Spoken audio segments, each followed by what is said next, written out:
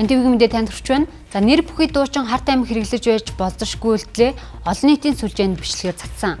Тэгвэл цагдаагийн байгууллагаас тухайн дуучин гадаадд байгаа шалгалтын ажиллагааг эхлүүлсэн гэж мэдэгдээд байна. Монгол улсад ч харт амхны хэрэглээ жил ирэх бүр өсөж байгааг мэргэжилтнүүд хэлж байна.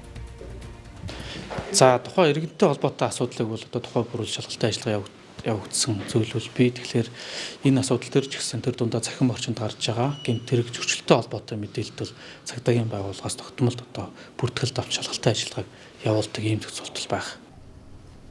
2020 оноос хойш жоргоо олгодог энгийн хэрэглээний өвчин намлах тайвшруулах үйлчилгээтэй эм тариаг судсан тарьж хэрэглэн мансуурах тохиолдлууд гарсаар байна. Үүнээс тунг хэтрүүлэн хэрэглэснээр 15 хүн амьнасаа алдаж 40 орчим хүүхэд гар үе мөчөө тайруулсан харамсалтай тохиолдлууд бүртгэгджээ.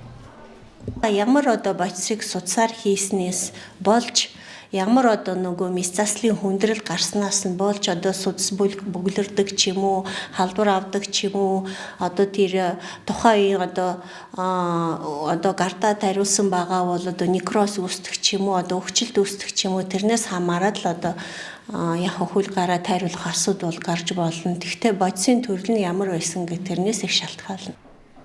Сэтгцэн эрүүл мэндийн үндэсний төвд 15 жилийн өмнө жилдээ 2-3 хүн сэтгцэд нөлөөт бодис хэрэгэлсэн гэж ханддаг байсан бол 10 жилийн дараа буюу өнөөгийн нөхцөлд жилд 50-аас 60 хүн болж өссөн байна. За цагдаагийн байгууллагаас өгч байгаа мэдээллээр мансууруулах бодистой холбоотой гэмт хэрэгт холбогдогчдын 91.2%-ийг 15-аас 35 хүртэлх насны хүүхэд залуучууд эзэлж хэрэглэгчдийн нас жил ирэх тусам залуужж байгааг онцлсон.